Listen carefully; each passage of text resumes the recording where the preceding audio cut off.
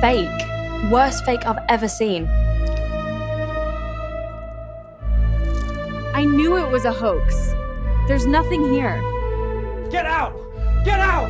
You brought it! You led it here!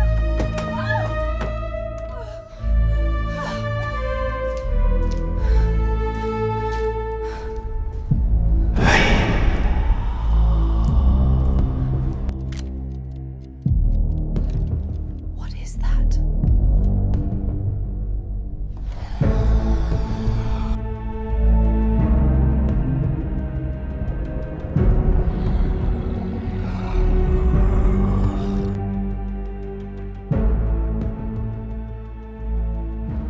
Claire Holloway lived alone by choice. A quiet flat on the second floor of a crumbling Victorian house in South London suited her just fine. Peeling walls, uneven floors and all, it had a charm. And more importantly, it had solitude. She worked remotely as a freelance copy editor, cleaning up the grammar of people who were more confident than they were competent. Most days, her world existed between screens and silence. She liked it that way. Claire wasn't a recluse, just untethered. Since her mother died 2 winters ago, there had been no real anchor in her life, no obligation pulling her to anyone or anything. She filled the quiet with podcasts, books on urban legends, and a steady diet of digital oddities. Not to believe them, but to debunk them. She prided herself on spotting camera tricks, audio manipulations, lighting cheats. "Nothing haunts me," she used to joke. "I haunt the fakes." That night, a Friday in October, smelled like autumn and burnt toast. Rain freckled the window panes while Claire curled her feet beneath her on the sofa. A knock at the door broke the silence, sharp and cheerful. "It's open!" she called. In came Marcy, her oldest friend, wearing a puff jacket too big for her frame, and a grin that meant gossip. They hugged, exchanged the usual complaints about the weather, and soon sat sipping red wine over take-out containers. "So," Marcy began between bites, "have you seen the video?" Claire raised an eyebrow. "Which one?" "The Shadow Man thing. It's everywhere. Some guy caught it in a graveyard, like middle of nowhere. Belgrave or Belwick or some weird name. It's been all over Reddit and TikTok since yesterday." Claire smirked. "Let me guess. Shaky cam, creepy figure, distorted sound, and a warning in the comments not to watch after 3 a.m. "Shut up and watch it."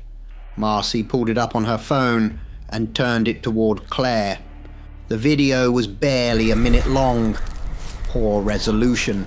The kind that made you question if it was recorded last week or in 1993. It opened with a man whispering into the camera, "This is Belgrave Cemetery. There's something wrong with this place." The camera tilted, revealing rusted gates, overgrown grass, crumbling headstones. Then it happened. For exactly 1 second, in the far left corner of the screen, stood a tall, black silhouette, motionless. The video cut to static. Claire snorted. Huh? It's fake. Worst fake I've ever seen. Marcy grinned.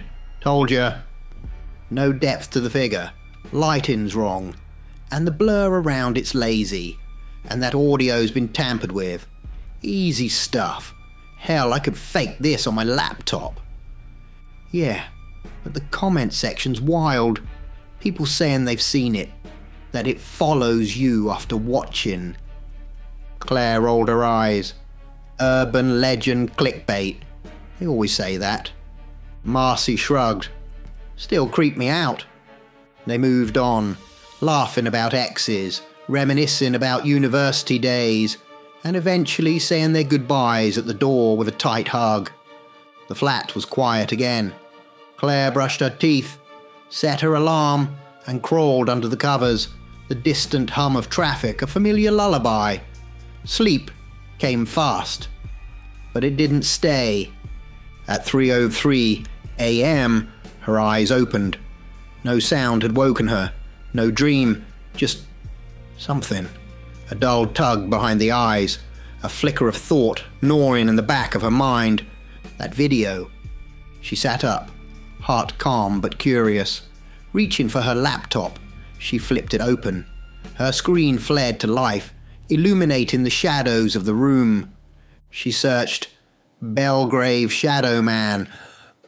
The video was easy to find. It was everywhere now. She clicked it. This time, she watched it more carefully. The shadow appeared again for exactly 1 second. Then she watched it again, and again, and again. By the 5th viewing, she wasn't mocking it. She was analysing it, slowing it, frame by frame. Her eyes narrowed. The figure was not just there.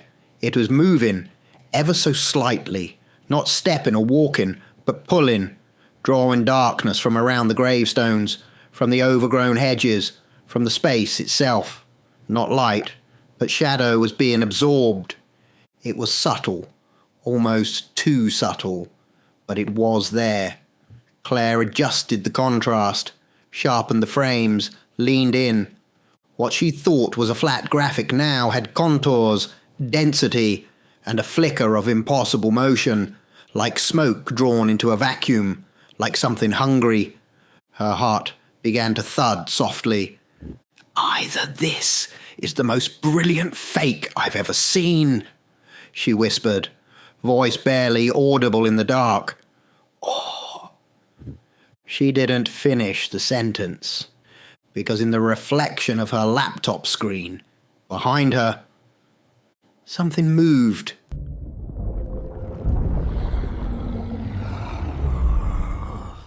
Claire barely remembered deciding to go. One moment, she was watching the video again, replaying that 1-second glimpse of the impossible. The next, she was booking a bed and breakfast in Belgrave, a speck of a town in the Midlands, barely clinging to the map. She told herself it was curiosity, that she needed a break, that this was just something to shake the dust off her routine, but in truth, the decision didn't feel like her own.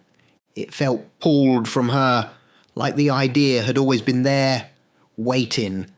The M1 was a slow-moving serpent of brake lights and agitated commuters. A 2.5-hour drive turned into 4 with stop-start traffic and a bleak grey sky threatening rain. Claire's car hummed steadily. She shouldn't have, but every so often she'd unlock her phone at red lights, tapping through to the video. Just for a second. Just to see. Her eyes would linger on the figure, the one everyone called the Shadow Man.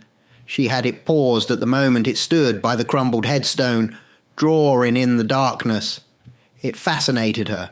Not just the image, but the feeling. There was something inside it, or maybe something missing from it. It made her chest tighten and her hands clench the wheel. She arrived at Belgrave just after 4 p.m. The town was exactly what she expected. Small, outdated, and slightly hollow, like a place still waiting for the 1980s to end. The bed and breakfast sat at the edge of a field, once white-painted, now weathered to grey. A small hand-painted sign read, "Lavender View." The owner, a woman in her 60s, with a crooked smile and thick wool cardigan, gave Claire her key with a half-curious look. "Not many visitors this time of year," she said, "but you're welcome. You're in room 3, top of the stairs."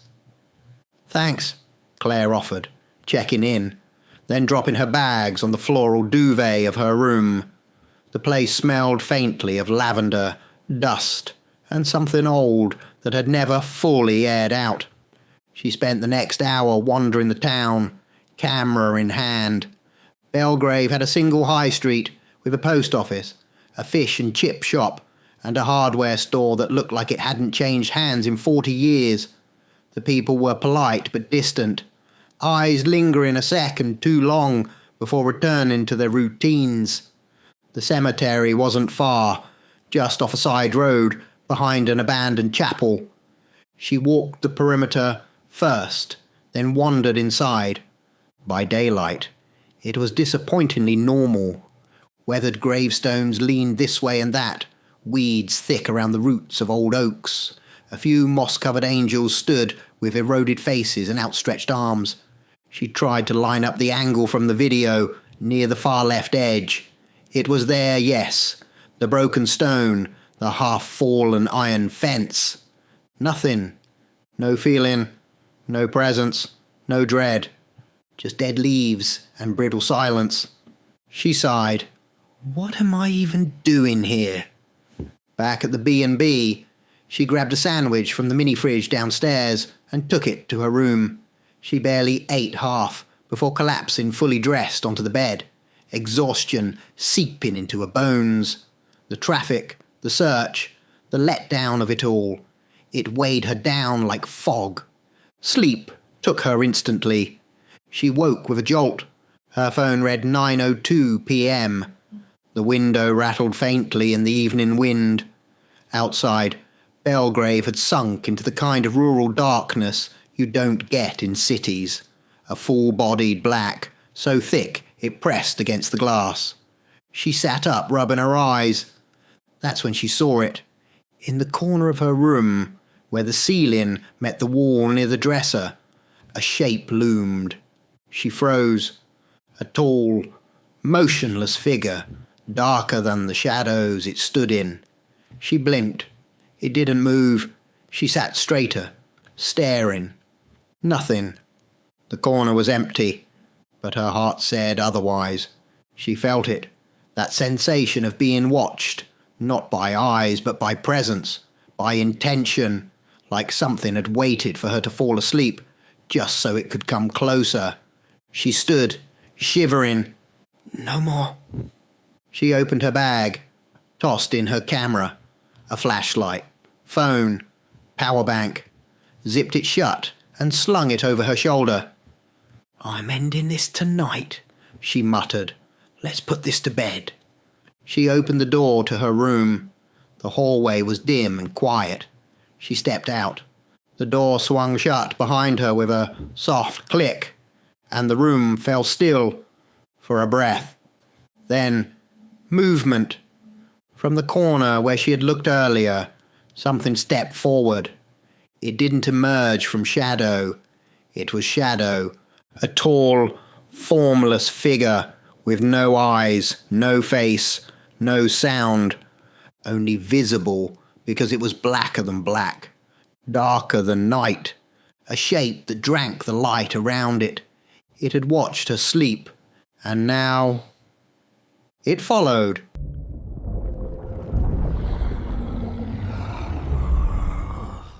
Claire's hands trembled slightly as she tightened the strap on her camera. She tried to ignore it, told herself it was just the cold. But that wasn't true. She hadn't felt this way in years, not since the night of her mother's passing, when the world had felt hollow, wrong, as if some unseen truth had crept too close to the veil. She had become calloused, hardened by years of disappointment, detachment, and the modern cynicism of always seeing the trick behind the magic. But tonight was different. The cemetery gates were locked, the old iron arch sealed with a heavy rusted chain. She stood outside for a moment, staring through the bars. The trees beyond were still, the grass silver with dew. A voice inside her said, "Turn back." But another voice, deeper, older, whispered, "Go on." She climbed the low wall to the side, boots slipping on damp stone, and dropped silently into the soft, spongy soil below. Her flashlight flickered once before catching, casting long, twitching shadows across the crooked graves. She walked slowly. Every noise was louder than it should have been. The crunch of her boots, the whisper of the wind, the distant creak of tree limbs overhead. She found the spot, the exact place from the video. She could trace it now by memory. The cracked stone, the broken fence, the leaning willow. She lifted her camera, powered it on, and began recording. A full sweep. 360 degrees. Slow, deliberate. Nothing. She paced. Checked playback. Nothing. She sat on a moss-covered bench near the willow, the camera balanced on her knee. She watched, waited. The minutes stretched. Her breath fogged in the air. Her heart began to slow, retreating into the rhythm of disappointment. "This is stupid," she whispered. "I knew it." I knew it was a hoax. There's nothing here.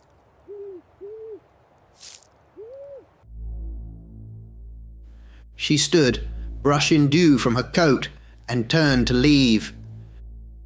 But she wasn't alone. From the shadows, it watched. There was no breath, no sound, no heartbeat, only awareness. It had no name, no need for one. It was not born, and it could not die.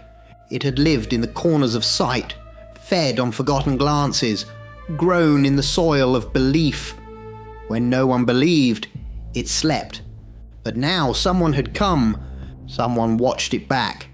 It moved like fog across stone unseen, yet always near, always just out of view. It clung to the underside of the gravestones, melted into tree bark, crept beneath the folds of the earth. Every time Claire lifted the camera, it drifted, one step beyond the lens, but it never left. Not once. From its perspective, the world was a negative image, where light was the absence and shadow was presence. Claire glowed to it. She was brilliant, not with light, but with focus, obsession, curiosity. Most turned away after watching the video, but not her. She watched it again and again. She listened. She heard the whisper in the static. She fed it. That intrigued the watcher. It could unmake her in a moment. One flicker, one breath, and she would vanish, fall into herself like a star collapsing. But instead, it lingered. Not because it cared, but because she cared. And that made her interesting. Claire stood in the dark. She no longer felt watched. She felt seen. Her skin crawled, her neck stiffened. The trees whispered things that had no language. Her own shadow stretched wrong, angling toward the figure she could not see. She turned, camera raised. "Show yourself," she said quietly. Nothing, only silence. But from a twisted branch above her, the shadow leaned closer.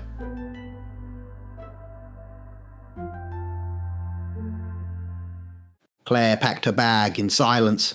She folded her clothes with slow, deliberate care, as if by doing so she could press the uncertainty out of her body, compress it into something neat and finished. She hadn't slept well, but that wasn't new. No footage, she murmured to herself.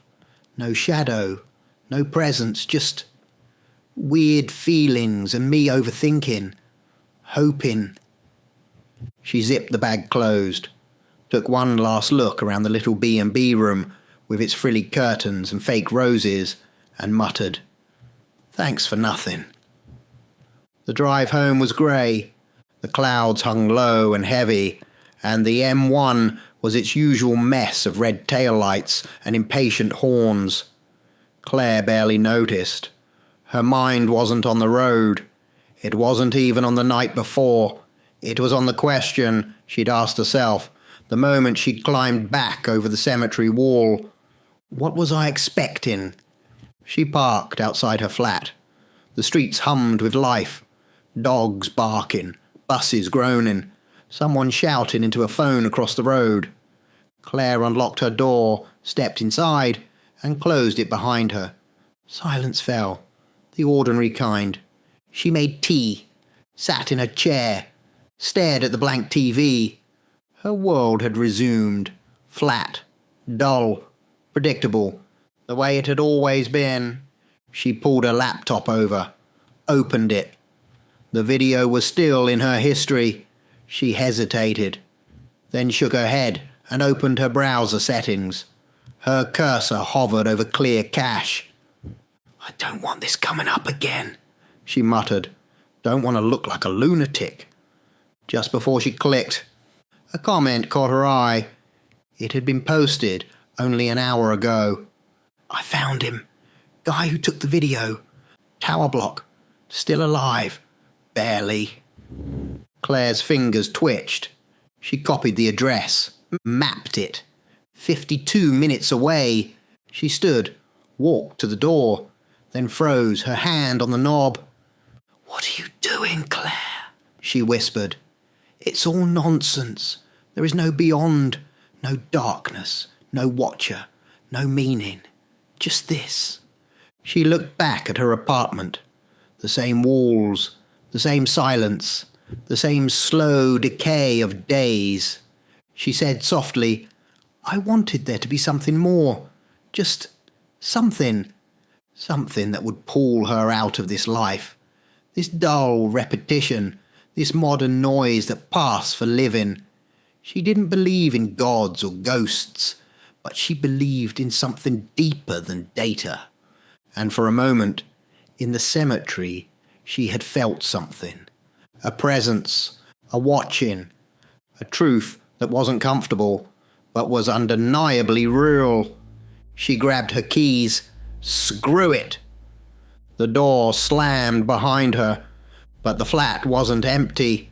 From the darkest corner, where no light reached even in daytime, something moved. It stepped forward, darker than shadow, a silhouette that seemed to absorb the room itself. It moved without noise, touched her bed, her teacup, her chair. It breathed in her scent. It was not confined to places. It followed obsession, and Claire had fed it well. The tower block in Acton was exactly what she expected. Grey, buzzing with the hum of dying fluorescence, stairwells stained with time, voices leaking through walls. She found the door, flat 17, and knocked hard. A beat of silence, then a voice, low, hoarse, almost pleading. "Who is it?" "Claire," she said. "I just want to talk." A pause. Then the voice again, sharper now. "No, just go away. Leave me alone. I told you all to stop. I'm tired of you people coming round here." Claire leaned close to the door. "I can make it stop," she said softly. "Just tell me the truth. Tell me how you faked the video. That's all I want. I'll tell everyone. You'll never hear from anyone again." Another long pause, then, slowly, the lock clicked. The door opened a crack. A pale, shaking eye peered through. Then it opened. The flat smelled of sweat, metal, and old fear. The windows were sealed, edges taped shut, with layers of foil and cardboard. The only light came from UV lamps placed in every corner, casting a sickly, purplish glow over the room. It looked like a forensic crime scene, filtered through madness. The man who had filmed the video was maybe in his mid-30s, but he looked 50.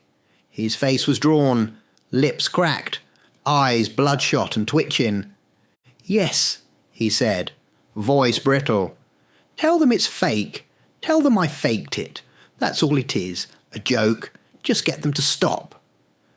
"How did you fake it?" Claire asked. He didn't answer. "I mean, the pull-in shadows, the frame distortion. Did you use filters, overlays? Just help me understand." He looked at her, lips twitching, then said flatly, "I just did. Put that in your blog or whatever. Just say it's fake." "You don't sound sure." "I am." "You're lying." "I said I faked it," he snapped. He began pacing. His skin glistened with sweat, even in the cold. Then something in him changed. His posture snapped upright. He pointed at her with a trembling hand. You brought it here. Claire blinked. What? You led it here. His voice rose, manic. You've been to Belgrave. I can see it on you. You felt it. It knows. It follows belief. It followed you. It used you. It wants me now.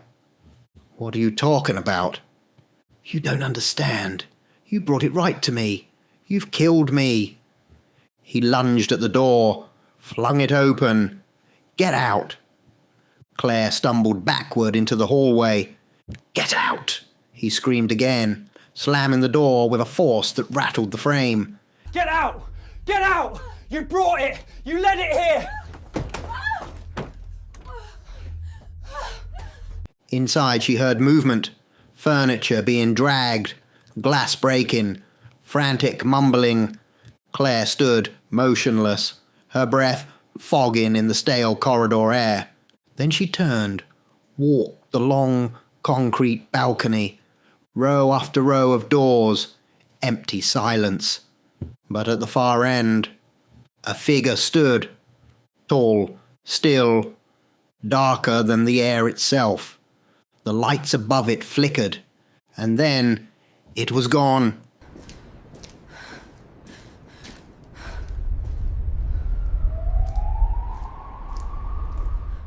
As Claire descended the cracked concrete stairwell of the tower block, her phone buzzed. Marcy, let's get drunk. She stared at the message for a moment, thumb hovering. Then she smiled. The bar was warm and too loud, just the way people liked it when they were trying to forget. Music pulsed like a heartbeat through cheap speakers, and the lights stuttered in reds and blues, washing faces in false emotions. Claire had always hated bars like this, and yet she laughed, she drank, she danced, because that's what everyone else was doing, because it was easier than trying to explain, because pretending was simpler than admitting she'd been followed out of the dark. Marcy spun beside her, glass in hand, yelling over the music. See? You just needed to let go for once. Claire nodded, laughing too loud. She let the drink burn down her throat. Another. But she was lying. She wasn't dancing. She was drowning. She didn't want the drink. She didn't want the noise.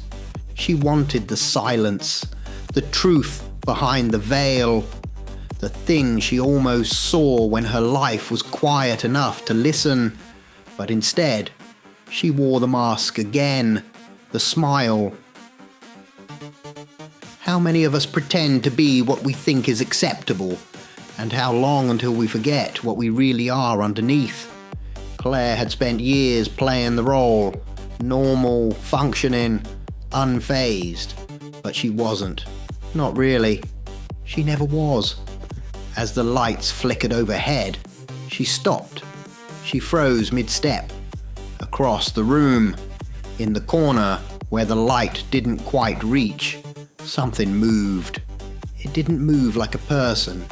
It absorbed movement, drank motion into itself, tall, still, featureless. It wasn't just dark. It was darker than the dark, a negative space cut into the world. Claire stepped off the dance floor, eyes locked, walking slowly toward the shadow. She felt like she was falling, not forward, but inward. Claire. Marcy grabbed her arm. Claire snapped her gaze away. Did you see that? Marcy blinked. See what? Claire looked back. Nothing. Just a wall stained with sweat and flashing light. Marcy squinted at her. Looks like you've had one too many. Come on, let's call it. It's late. Claire nodded, but her smile didn't reach her eyes. The taxi ride was silent. Marcy got out first, leaving with a wave and a yawn. Claire stared out the window. Empty streets, passing buildings, and there, by a lamppost, the figure, not moving, not waving, just watching. Then, gone. A blink. Had she imagined it? The taxi dropped her at her flat. She climbed the steps slowly, the hallway echoing with the soft drag of her boots. Back inside, she dropped her coat, sat down at her desk and flipped open the laptop. Reflexively, she opened Reddit. Her heart slowed as she read the headline. Break-in. Belgrave video source found dead in flat. Suspected suicide. The room felt suddenly colder. She stared. Her hands trembled. Did I? She whispered. Had she led something there? Had she fed it? Was it her fault? She closed the lid. The screen went black, but not entirely. In the reflection, behind her, a figure. Blacker than the screen, blacker than the shadows. She spun in her chair. Nothing. Her breath caught in her throat. What are you? She shouted into the empty air. A muffled bang on the wall. A neighbour's voice. Keep it down in there. She looked back at the black screen, then whispered, not to herself, but to the thing behind the veil. You must be real, she said. I saw you. You followed me. You touched my life. You touched him. The silence grew thick, heavy. Then she said, quieter still, I've been lying to myself. She stood, walked to the mirror, stared at her own reflection. I wear their face, say their words, laugh their laughs. I pretend to be who I think I should be, not who I am. I've lived a life of pretending, smiling at the noise, nodding at the small talk. And the truth is, I'm hollow. She turned to the darkest corner of the room. I've been waiting for you, hoping you were real, that something would come, something final, something true. She stepped closer to the shadow. Voice shaking, she whispered, Come take me, release me, set me free. And the room held its breath. In the darkness, it listened. I wanted to be someone. Her voice cracked as she sat on the cold wooden floor, knees hugged to her chest, her eyes fixed on the empty shadows that coiled around the corners of the room. I was scared. I wanted to try. I gave in. I wanted to be me, really truly me, and I failed. The room was still. The silence was not empty. It listened. I thought maybe if I played along, if I told everything I loved, if I lowered my voice and bit my tongue and smiled when I wanted to scream, maybe I'd belong somewhere, anywhere. She exhaled, trembling. I gave up trying to shine, because shining makes people look. And when people look, they judge, they reject, they fear. So I became nothing. Her voice grew steady, almost calm. They say man is a noble thing, that we are capable of greatness, of invention, of soul, but we trade it all away, bit by bit, for acceptance. We lie to ourselves every day. We stop asking, what do I want to be? And start asking, who do they want me to be? Her hands gripped her knees tighter. I had something once. I was something, but I cut it out of myself. I smothered it so I could fit into the blandness. I wore the mask. I became the echo of their comfort. She closed her eyes. I betrayed myself. The shadows began to stir, not as movement, as intent.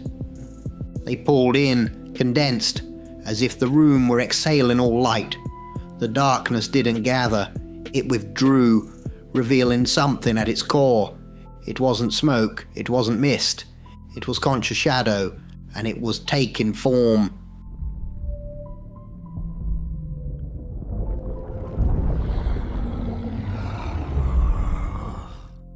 Long limbs, a tall silhouette, darkness folding into itself to create density, weight, shape, and then a man, old, older than the memory of time, skin like weathered parchment, stretched too thin over bone, sunken eyes in deep sockets, almost lost in pools of black. A few grey strands clung to his scalp. His robe shimmered with fold of living darkness. He stepped forward without sound and sat on the chair across from her. One skeletal hand rested on the armrest. Claire saw the hand, skin translucent, veins like thin rivers of ink, fingers like twisted branches. The sight of him was sickening, not grotesque, but wrong, the kind of wrong that drains something from you. She felt it in her bones. A sickness that wasn't illness, but truth. He said nothing. He just stared. Claire looked up, breathing shallow. "You," she whispered. "You killed that man." The creature tilted its head slightly, as if humouring her. "Yes, my dear. And I'm going to kill you." Her body flinched, her chest locked. "But," he continued with a faint smile that cracked his skin, "isn't that what you wanted?" I don't want to die," she managed.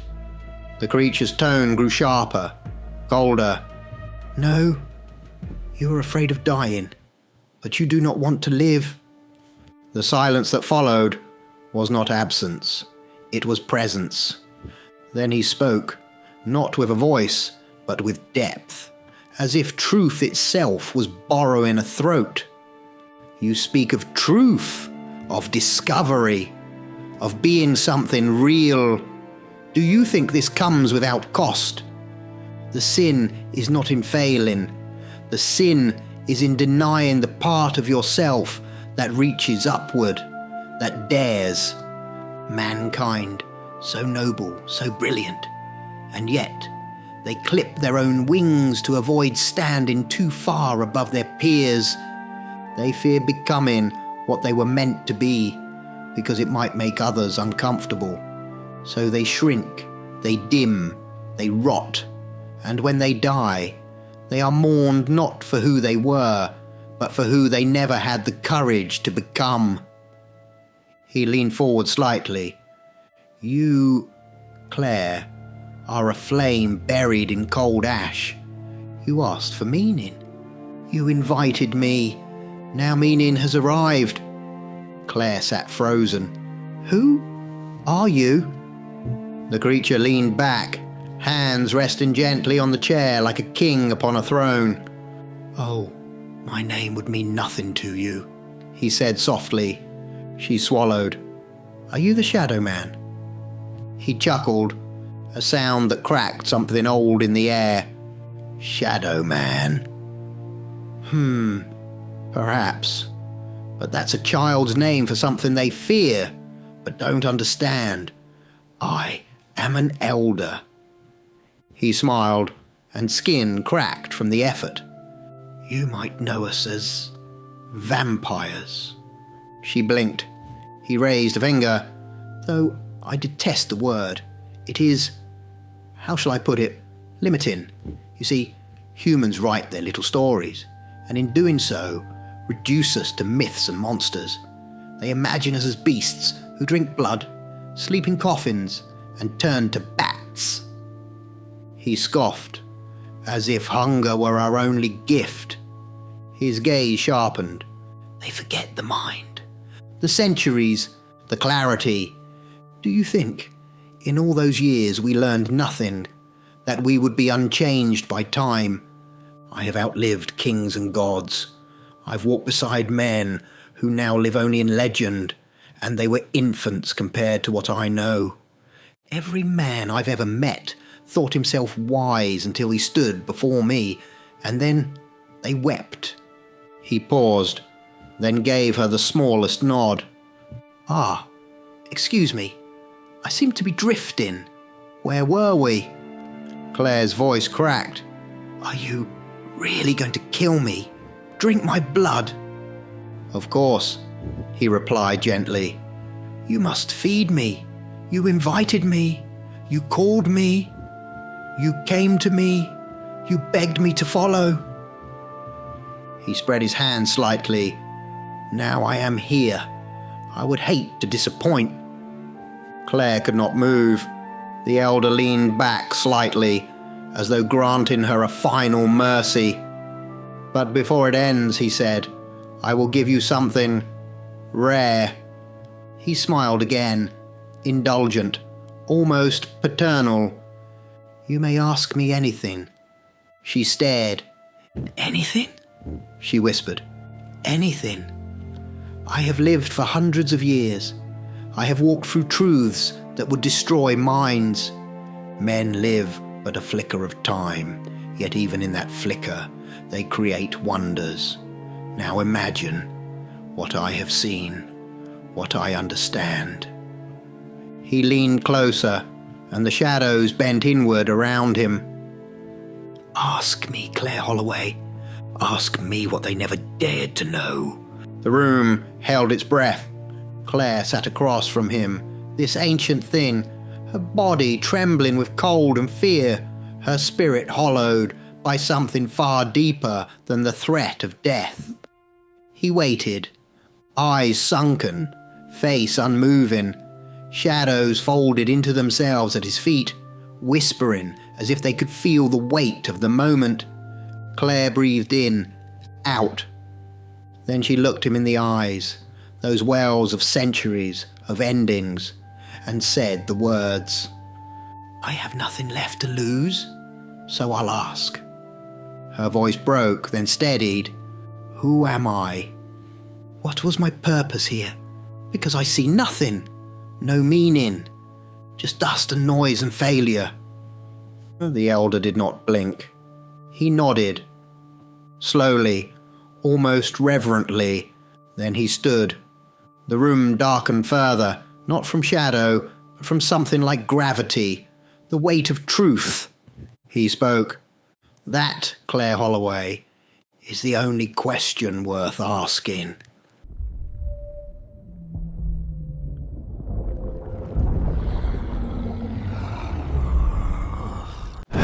He took a step closer, and the air turned cold, not like winter, but like the breath of something that lived in the void between stars. You are not your job, not your bank account, not the faces you wear for others. You are your choices, your convictions. You are the flame or the ash, and for too long you have chosen to dim yourself. He circled her slowly, like a wolf pacing firelight. You asked for purpose, but purpose is not given. It is forged. It is the act of taking what you are and using it to shape the world. You were born with the one spark that defines your kind, the spark of will. But instead of kindling it into something bright, something rare, you buried it. You sacrificed it on the altar of approval. Claire trembled. He stopped behind her, voice like old thunder. The world teaches people to hide, to be soft, to be small, to trade greatness for peace, truth for comfort. They are taught that being liked is more important than being honest, that wanting more, being more, is arrogant, that striving is shameful, and so they starve in silence while smiling at dinner tables, starve in crowded rooms, pretending to belong, starve until their souls rot inside the shell that they've painted with smiles and apologies. Claire closed her eyes. She saw herself, waving at colleagues, nodding to men who spoke over her, laughing politely at jokes she hated, pretending to be normal.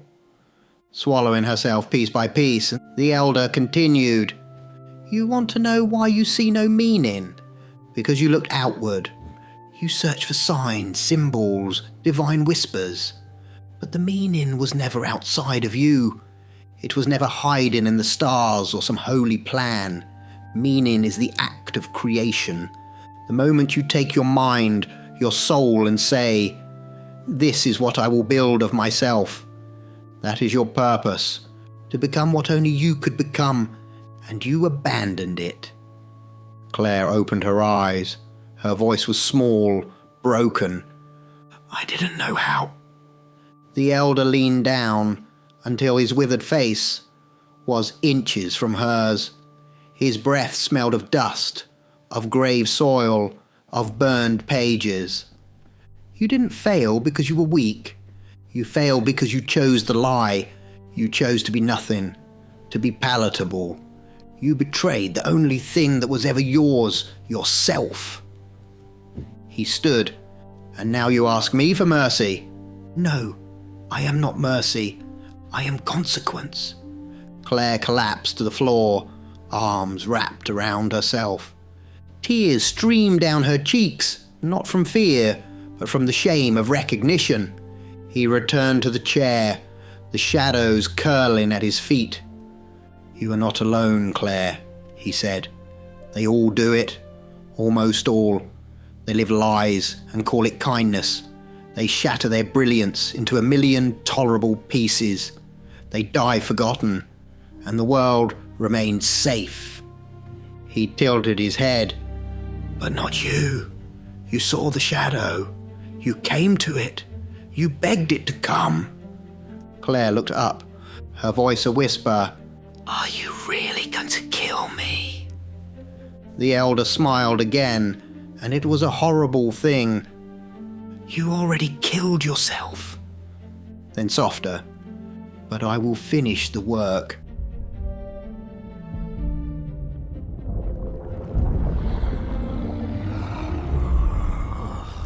Marcy cried when she got the news. Claire was gone. They found her in her flat 2 days later, after she missed 2 meetings and never answered her phone. The door had been locked from the inside.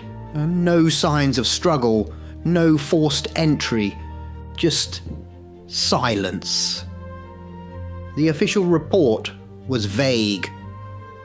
Strange illness, sudden collapse, extreme blood loss, unexplained cause. The coroner said she was pale, cold, and unnaturally still, but it was her face that stayed with them. There was no pain, no fear, only a look of calm. Eyes closed, lips parted ever so slightly, as though, in her final breath, she had finally found what she'd always been searching for. Some swore they saw her smile, not a smile of madness or surrender, but the smile of a woman who had stood at the edge of the void, gazed into it, and understood. She looked like someone who had made peace. One officer said quietly, "Like she'd finally discovered that which men spend an eternity to discover." They buried her on a quiet day. Simple service, small turnout. Marcy left a rose on the casket and whispered, "I hope you found what you were looking for, Claire." In a forgotten corner of Belgrave Cemetery, where the trees grow twisted and the light never quite reaches the earth, a figure stood beneath a crumbling angel statue. Tall, still, darker than the night itself. It watched the wind move the leaves. Then slowly, it vanished. Not into the shadows, but into the world.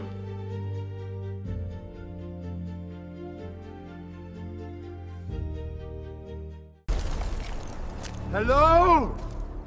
Oh!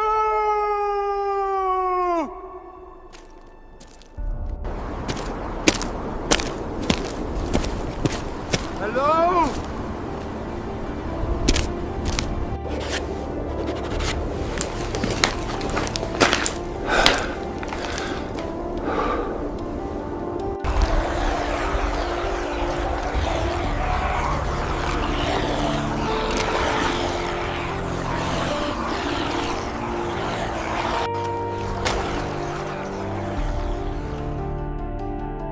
The rope creaked slightly as he pulled, the smaller line dragging up the ladder he had fashioned from old fire hose and copper tubing.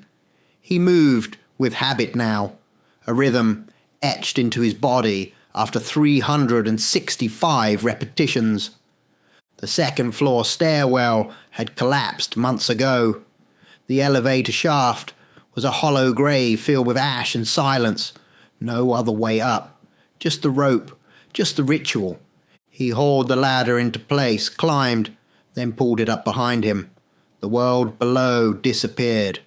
Above the second floor, he had made a home, or something like it. The upper floors of the old tower block had become a fortress of one, each apartment stripped, cleaned, reassigned. One room for sleep, one for food, one for books, one for bandages and medicine he no longer trusted, and one for the thing in the cage.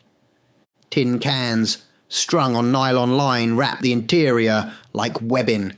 No one, nothing, could reach him without sound. Not that anything ever did. They couldn't climb. They couldn't reason. At least, he believed that. Until recently. He sat in what had once been the living room of 7B, now converted into his quarters. On the wall, a hand-sketched calendar. He took a blunt pencil from a chipped mug, scratched one more line. Day 365. A full year in the tower. 6 months before that. The end of the world. He remembered it only in pieces.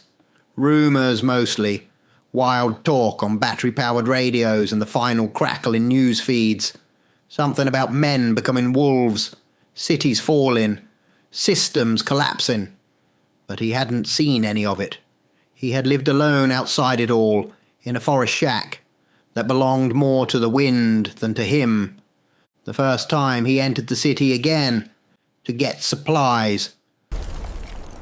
Hello?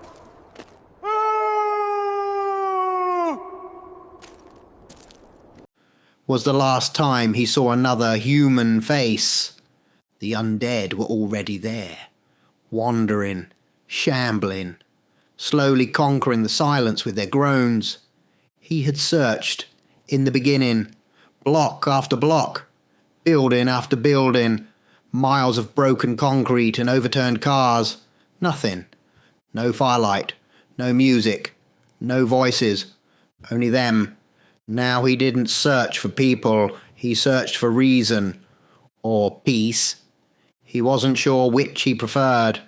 Maybe either would be mercy. He stood and stepped out onto the crumbling balcony of the 11th floor.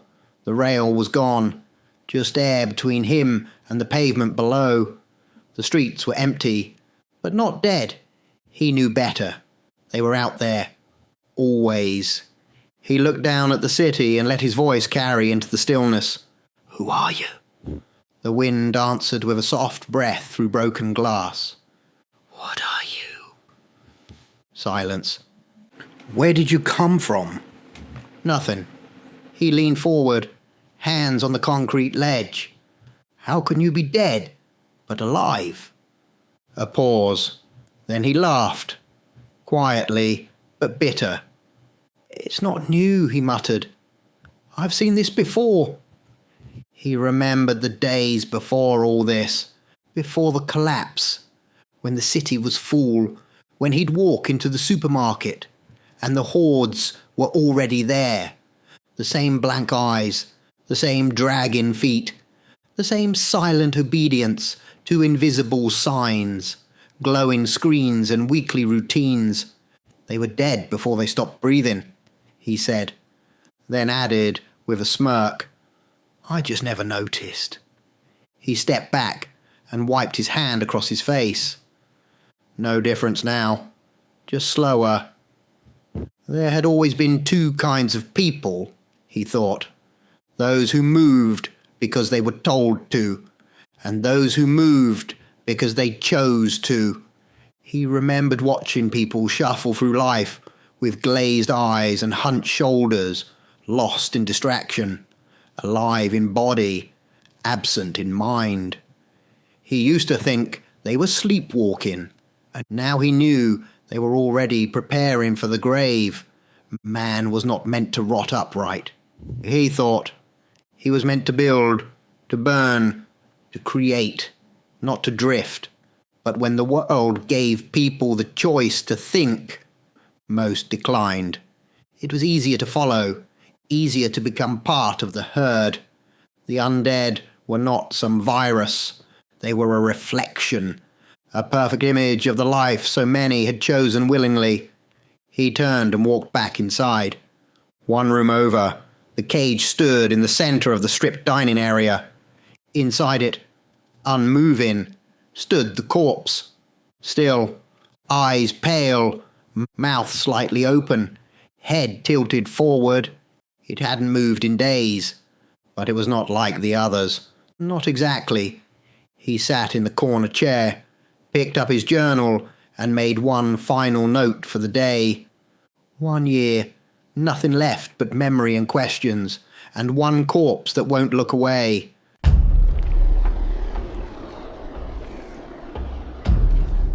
His name was David Hale. It was the name of a man who once paid taxes, nodded politely, and filled out forms he never read. The name of a man who used to keep his shoes by the door, his tools on a rack, and his rage bottled in silence. It had been over a year since anyone had spoken it, including himself. But it still belonged to him, even now, even in a world like this. He sat in the room he called the thinking room. It had no bookshelves, no light fixtures, just a window, a chair, and silence. From the 11th floor, the city stretched like a carcass picked clean. Rows of broken windows, rusted rooftops, collapsed streets. The dead didn't move today. Not yet. David rubbed the stubble on his chin and stared through the window, not at the ruins, but beyond them. "What happened?" he whispered. "Was there no more room in hell?" The question was half joke, half prayer. He didn't believe in that sort of thing. Not in demons, not in God, but he believed in cause and effect. Maybe something crashed from the sky, some ancient parasite buried in ice. Maybe it was a lab. Maybe it was a curse. But deep down, he didn't believe in any of those explanations. No, he thought, this didn't happen to man. Man did this to himself. It didn't begin with a virus. It began the day people stopped thinking for themselves. It began with routines. Get up, get dressed, smile for people you hated, sit at a desk, wait to be told what to do, click like, nod yes, pretend you're fine, pretend you agree, pretend you're someone you're not, and do it again tomorrow, and the day after that, and the year after that, until one day you forget what it means to be alive. He saw it in their eyes, even before the world fell apart. The way they looked at their phones instead of the sky, the way they judged their worth by other people's filtered snapshots, the way they put on masks, so many masks, that eventually they didn't know which one was real. The undead didn't rise from graves, David muttered. They rose from offices, from cubicles, from waiting rooms and kitchen tables. They were already here. The virus just made it easier to see. That's why he left. Long before the sirens, long before the panic, he had already left. A small home in the woods, a generator, a rifle, no neighbors, no social media, no eyes pretending to care. He remembered people saying he was detaching, that he was wasting his life. But now they were the ones moaning in the streets, lost in the fog of undeath, chasing noise and movement like insects toward light. And he was still thinking, still choosing, still himself. "If you must die," he said aloud, "at least die as who you are, not as what they made you." He stood slowly, bones stiff from the cold. The wind tapped the glass gently. He walked down the hall toward the experiment room. The undead in the cage still stood, exactly as before. But now he looked at it differently. Maybe it wasn't the monster. Maybe it was the mirror. Gotta go for supplies, David muttered to himself, strapping on his pack. Daylight's best. It was noon. The sky was flat and overcast, the light diffused in a pale wash over the ruined city. Day was safer. You could see, and those things, whatever they were, preferred the dark. They didn't burn in it, but they waited for it. They moved like shadows forgotten by the sun, slow, deliberate, and unrelenting. A sea of rot that didn't rush, because it didn't need to. You could outrun them, but noise brought more. And so he didn't run, he crept, sticking to the smaller lanes, old alleyways and crumbling side streets where shops once sold knockoff shoes and dusty batteries. He avoided supermarkets and mega stores, too exposed, too obvious. And the undead, like rats returning to a nest, seemed drawn to those places. Even in death, they returned to their routines. He found a half-looted chemist tucked between two skeletal apartment blocks. The roof had partially caved in, and old rainwater had soaked the back wall, but it held enough. Some antiseptic wipes, blister packs of paracetamol, half a bottle of iodine, a sealed tin of beans buried beneath shattered glass. Not a haul, but enough. He filled the bottom of his pack, tightened the straps and stepped out. The street was quiet. Nothing moved. He turned left and froze. There, standing, not 10 feet away. One of them, male or once was.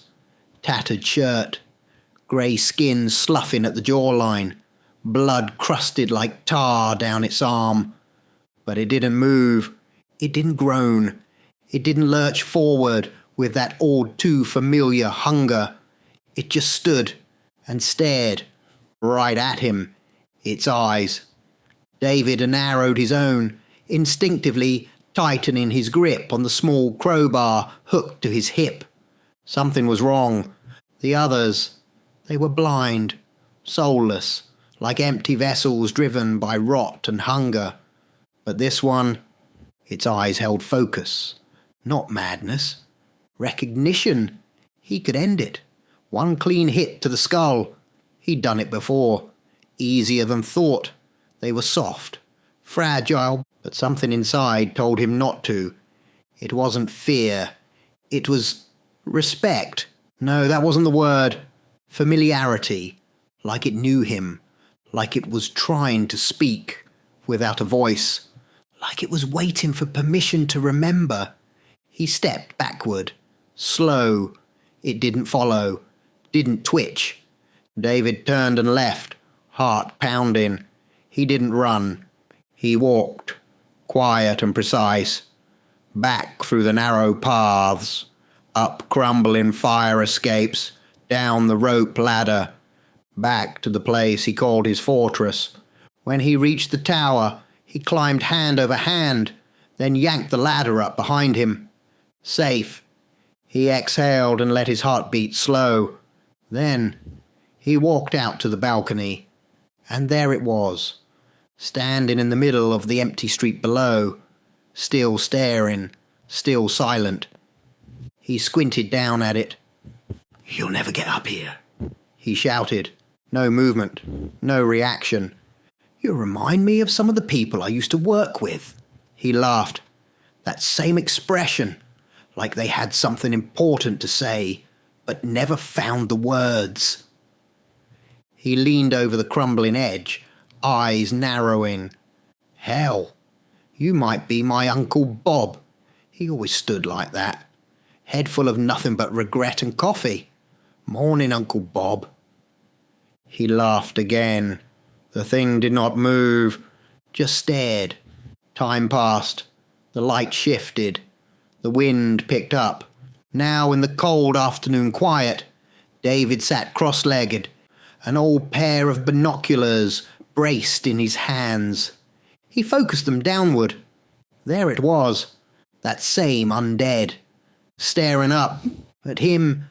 The face was clearer now, half decayed, left cheekbone exposed, but the eye, The one not clouded, burned with something deeper. David lowered the binoculars slowly, froze. Two more now stood near it, slightly behind. Their mouths hung open, heads tilted at odd angles, not staring at him, but staring where the first one did.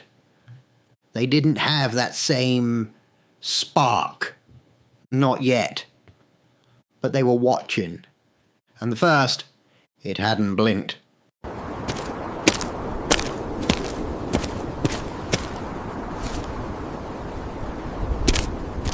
David woke slowly, blinking into the pale light that crept through cracked blinds. He sat up in silence. He'd slept well, which was rare. The cold hadn't crept into his bones. The wind hadn't howled. A rare thing. He stood, stretched, and stepped out onto the balcony. There they were. The same street. The same silence. And now, more of them. At least 10, standing in the exact same place. The one, that one, still in front, the knowing one. Behind it, new figures, blank faces, tilted heads, still. Damn it, he muttered. Gonna have to clear them out. They're giving my position away. He turned, annoyed, and walked the corridor towards the cage room. The caged one, the one he'd caught weeks ago, had always just stood there, eyes fogged, body swaying slightly like a branch in still air. But now it was looking at him, not lunging, not moaning, just watching, not with light or spark, but with intention. David froze. "The hell you looking at?" he said flatly. No movement. He stepped closer. No reaction. No twitch. He squatted down, eye level with it.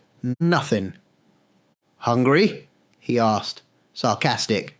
Still nothing. No snap of the jaw, no clawing hands.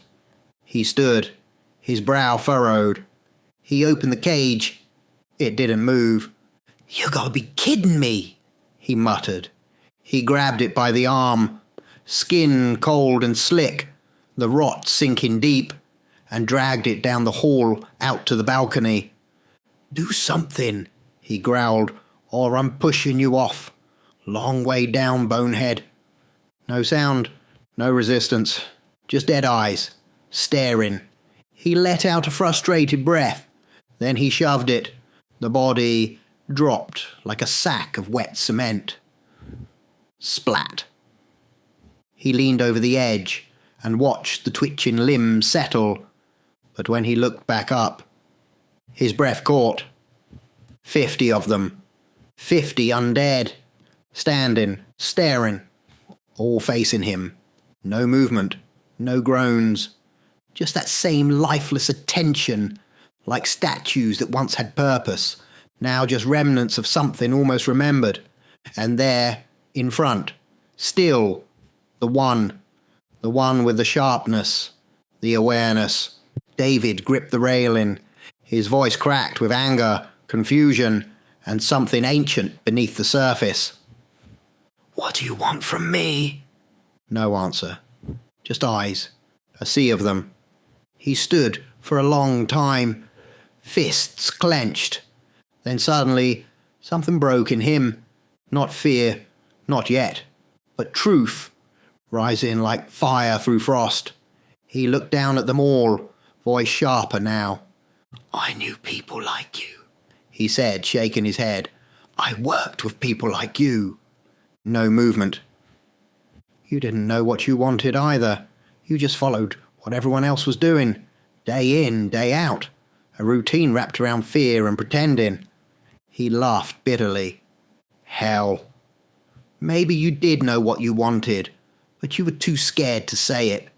Too worried what the person next to you would think." He leaned further out, his voice stronger now. A declaration, not a whisper. "You didn't live. You copied. You mimicked. You put on smiles like masks and traded your truth for comfort. You buried yourselves long before you died." His hand tightened on the concrete edge. "Well, guess what?" he growled. "I'm not afraid. I'm different." He took a deep breath. "I know who I am. I know what I am." He stared down into the horde. Their silence was no longer quiet. It was crushing. "And I ain't you." His voice echoed off the buildings like a thunderclap through ash. The horde didn't move, but the aware one, tilted its head slightly, as if acknowledging.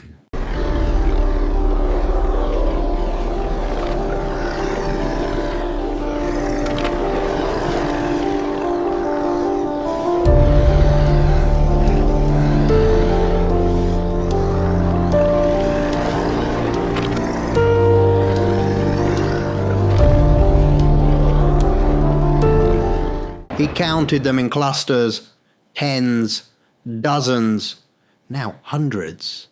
They filled the street below like spilled ink, a slow sea of flesh and silence, bodies pressed together, heads tilted up, all facing him. David stood at the edge of the balcony, both hands gripping the crumbling concrete. They couldn't reach him, but he couldn't leave. They wrapped the entire block, behind, below, around, in every alley, on every sidewalk, between every crushed car and fractured wall. Still as stone, waiting. And there, always in front, that one. The first, the Watcher, its eyes still locked on him. "If only I had my rifle," David muttered. "One right between your eyes." But the heat in his voice was already gone. He stepped back slowly and collapsed onto a stool inside, his breath caught, not in panic, but in the heavy, hollow stillness that settles when a man sees the truth for what it is. "I'm going to die up here," he said softly. "That's the truth, isn't it?" He rubbed his face with both hands, dragged them down, exhaling long. "There's no way out, no way down, no one coming." He leaned forward, elbows on his knees, voice low, steady, not breaking, but digging deep. "What's a man supposed to think when death's got him cornered, when there's nowhere left to go, when you've got a date with the Reaper and no calendar to mark it?" He looked at the cracked wall in front of him, then beyond it. "I always thought I'd have some sort of revelation," he muttered. "Like the movies, some moment of truth, but I don't feel anything, just stillness." He went quiet, and then, like a man picking up pieces of himself, he began to speak again. "I lived alone, built half my own house, never took from anyone without giving something back. I wasn't perfect. I was a little shit when I was a kid, but I made up for that." A pause. "I never followed the herd, never spoke their language, didn't care what brand of shirt I wore or how many people liked my smile.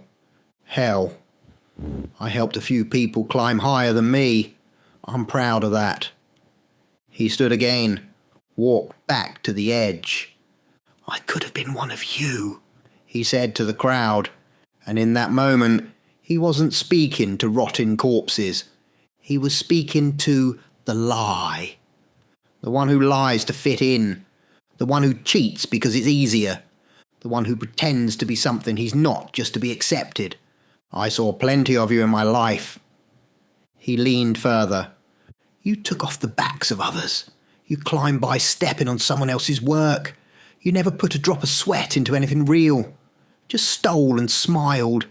You were leeches in suits." He slammed his fist down on the ledge. "That's not me." His voice echoed through the cold canyon of buildings. "You hear me out there? That's not me." Silence. He stared down at them. Still they stood, watching, waiting. "I could jump," he said quietly. "Quick end. No pain. A beat. Or He looked out across the world. The sky was pale, empty. I could walk out to you, see what happens, let fate decide, flip the coin. Then his voice changed, lower, clearer, sharper. But what kind of man flips a coin to decide who he is? I've lived a full year surrounded by death, and I didn't fold. I won't surrender to fear now, not when I'm finally face to face with it. He took a breath. The air was cold. People think dying is the hardest part. It's not. Living true is. Standing up day after day when the world tells you to sit down and shut up. He stared at the Watcher, that undead thing that shouldn't be different, but was. You want me to give in? To leap? To bow? Then you chose the wrong man. He turned from the balcony. No rifle, no plan, no allies. But his back was straight. His voice was calm, and his will was whole. I know who I am. I know what I am. And I won't give that up. Not even to death. David tied the rope ladder to the post. Tight. Final. Then he let it drop over the side. It unfurled with a snap, slapping against the concrete wall of the tower as it stretched to the ground. He stood at the edge, looking down at the sea below. Undead. Hundreds. Maybe more. All standing. All staring. And yet, none moving. Most folk would be changing their shorts right about now, he muttered. But I feel nothing. No fear. No panic. Just the kind of hollow calm that comes when a man accepts he's no longer playing the game. He's ending it. He gripped the ladder and climbed. Downward, step by slow step. Toward death. Toward truth. His boots touched the broken ground with a soft crunch. Still they stood, a wall of bodies unmoving. And then they parted, like a living sea of death. They shifted, stepping aside in slow, synchronized movement. A path opened, narrow, winding through the tide. A tunnel of bone and breathless rot. David stared forward. What the hell? He muttered. What have I got left anyway? He walked. Each step echoed against the silence, like a war drum beneath the skin. He kept his hands low, jaw tight, eyes forward. The undead flanked him on both sides, inches away, their heads turning as he passed, but never reaching, never moving. Any moment, they could collapse on him, tear him apart, but they didn't.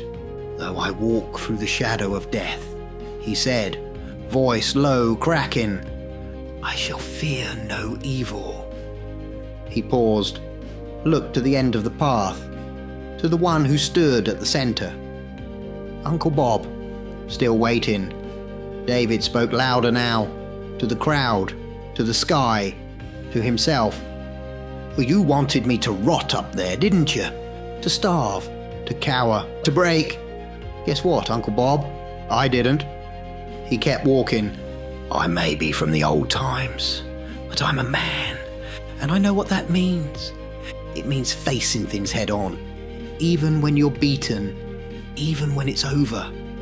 To fall and stand up again, even when there's no one left to see it. The horde swayed lightly in the wind. I could have ended you, Bob, had the chance. But now, I'm walking towards you, through a sea of corpses, and you know what I feel. Pride. Because I didn't quit. I didn't give in, and I never became you. He reached the end of the tunnel, and there he stood, Uncle Bob, or whatever it was that used to be him, silent. Still, David stopped just a step away, chest rising slowly. I'm here, Uncle Bob. So, what do you want? No answer. Gonna take what's left of me? You want the last man? Go ahead. Hell, I might be the last man alive, but I'll never be one of you. You know that, right? He leaned forward. And I'm ready to take as many of you with me as I can. Then something changed. Uncle Bob's eyes, dull, rotted, lifeless, seemed to sharpen, like they focused, not in a human way, but in a knowing, like something behind them woke up. David froze. He couldn't hear anything, but something was speaking. No, communicating. It wasn't in words. It was in understanding, in connection, in some dark current of thought that didn't need language. David's vision blurred, not from fear, but from something pulling. His body still stood in front of the undead, but his mind, his awareness, slipped. Suddenly, he was in a dark room, a space without walls, ancient, endless, silent. Shadows moved like memory across unseen surfaces. There was no temperature, no time, only weight, and there in the center, something else. Not a god, not a demon, but something that had always been there, watching, waiting, listening. Something old and vast and beyond right or wrong. It had no face, no name, only presence, and it had found David. David stood in the dark. The ancient room was silent, boundless. There were no corners, no floor, just presence.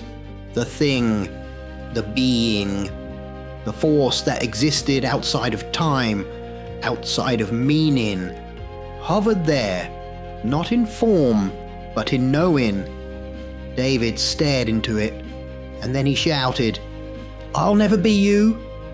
I don't care what you are, or how old, or what trick you've pulled. I'll never be one of those things out there." He stepped forward, fists clenched. "I'll fight it. I'll break everything. I'll crawl across glass if I have to, but I won't become that. You can keep your silence, your visions, your riddles. I am a man, and I remember what that means." He screamed the last word into the void. "I'm a man." Then a voice, not from the thing, not from around him, but within him.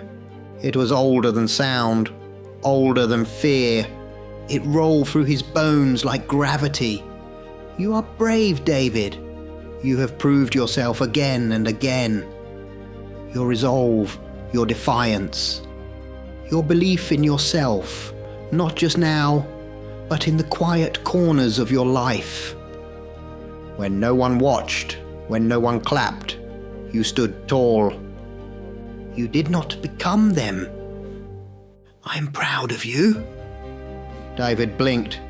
His shoulders relaxed. His anger faded, not from defeat, but from peace. And then he was elsewhere. The sun kissed his face. He looked down. Old boots, grass beneath them, his house. The front porch creaked. His dog barked, bounding toward him, tail wagging like a metronome of joy. He laughed, actually laughed. His mother stood in the kitchen window, waving through white curtains. Further down the hill, two people kissed under an old tree, young and brave. The air smelled of earth, of firewood, of freedom. Faces appeared, people he'd helped. A man he once gave a meal, a woman whose roof he fixed, a kid he drove to safety. They all smiled, not with mouths, with souls. "This," David whispered, "this is real. This is peace." He closed his eyes, felt the warmth of the sun on his skin, felt whole, felt human, and he smiled.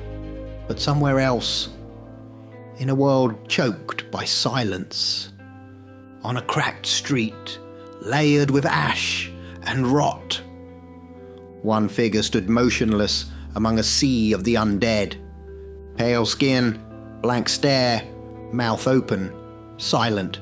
still, but its spine was too straight, its stance too calm, too centered. Around it, hundreds, thousands, all standing, but that one, it waited differently. It had once been David Hale, now it was something else.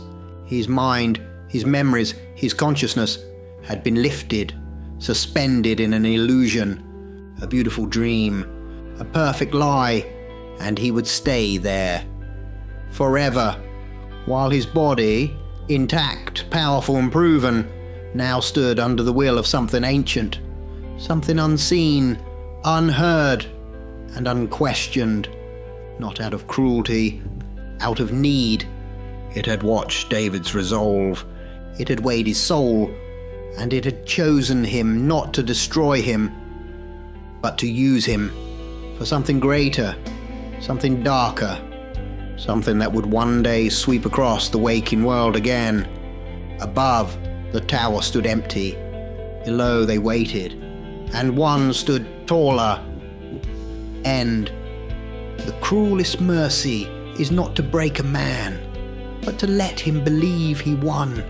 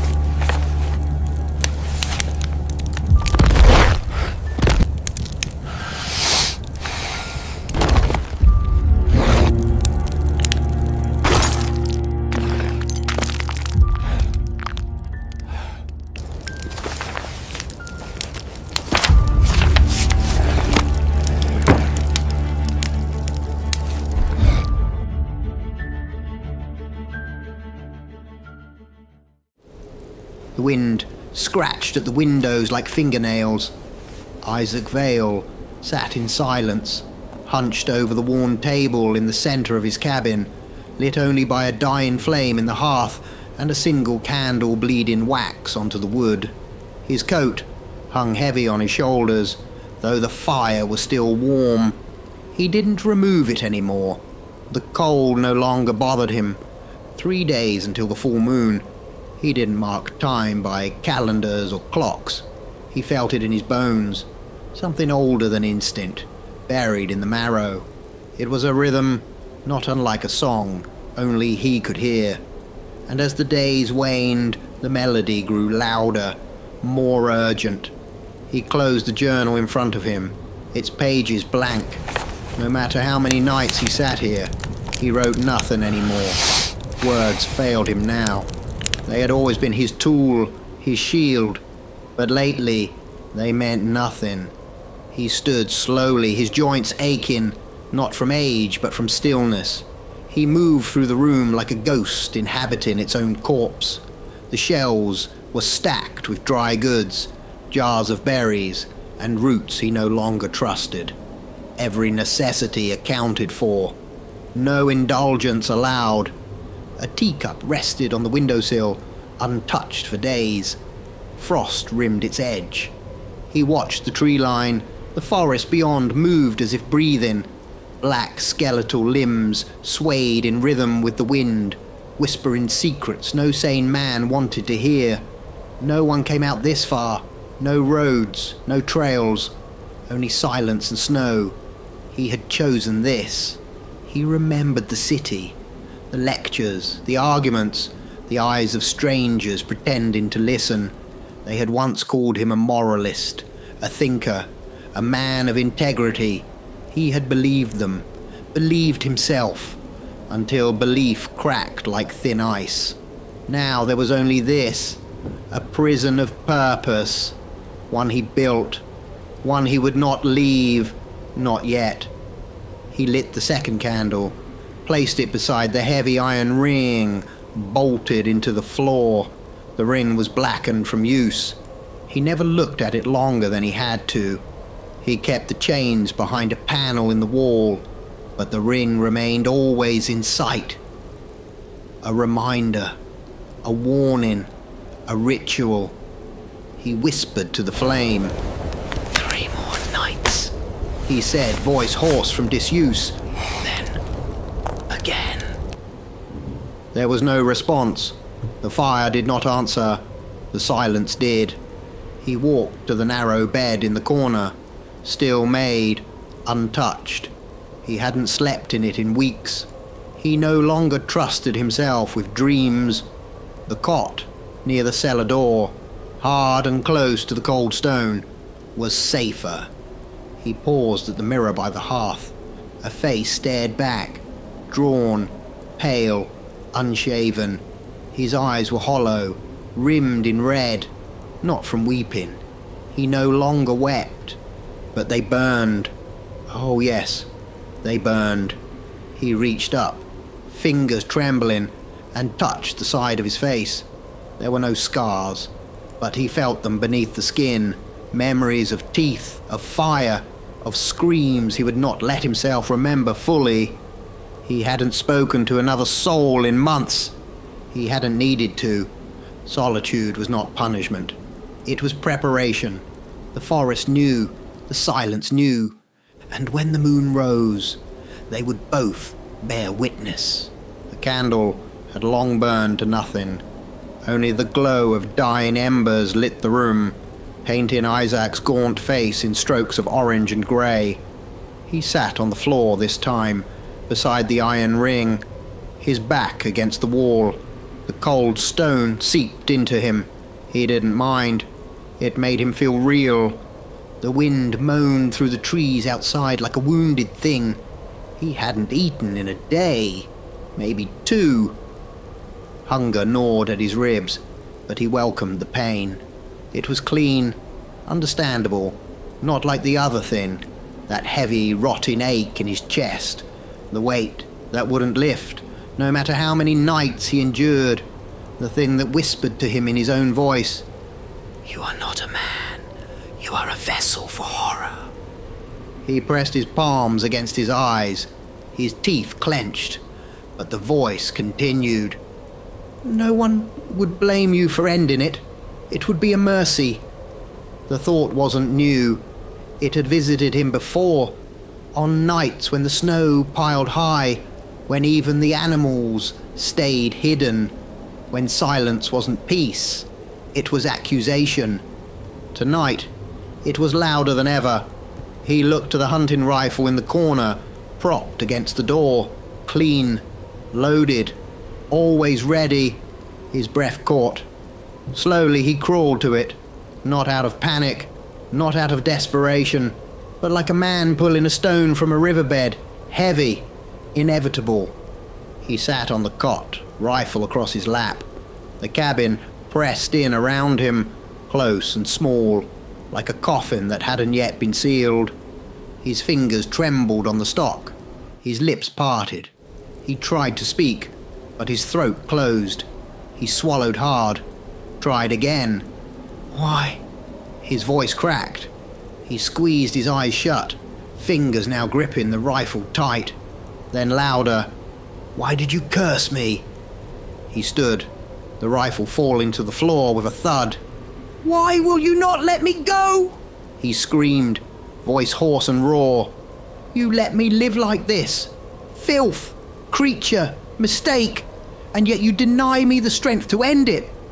He staggered toward the hearth, kicking a chair aside. He struck the mantel with his fists until the wood cracked beneath his knuckles. Blood smeared the stone. He didn't feel it. He fell to his knees. His breath came in ragged gasps, chest heaving. The tears came slowly at first, as if ashamed of themselves. Then, all at once, "Please," he whispered, to a god he had buried years ago. "Please, just let me sleep. Just let me be done." He wept until he had no breath left, no voice left, only a dry, aching throat and a room full of silence. The fire gave a low crack, as if mocking him. He stayed there, curled like a child, blood drying on his hands, cheek pressed to the cold wood of the floor. Then, a knock. Soft, measured. It didn't belong here. It was foreign, impossible. Isaac lifted his head, eyes wide. Another knock, firmer this time. He rose slowly, stiff as a corpse, moved to the door like a man in a dream. His hand hovered over the latch, and for the first time in years, he felt it again. Fear! The knock still echoed in his bones. Isaac stood, frozen, hand hovering near the door latch, as if it were a serpent, ready to strike. He did not move. He barely breathed. Another knock. A pause. Then a voice, cracked and trembling. "Please, I need help." Isaac's mouth moved before his mind caught up. "Go away." He hated the sound of his own voice. Dry, fractured, like dead leaves rustling on stone.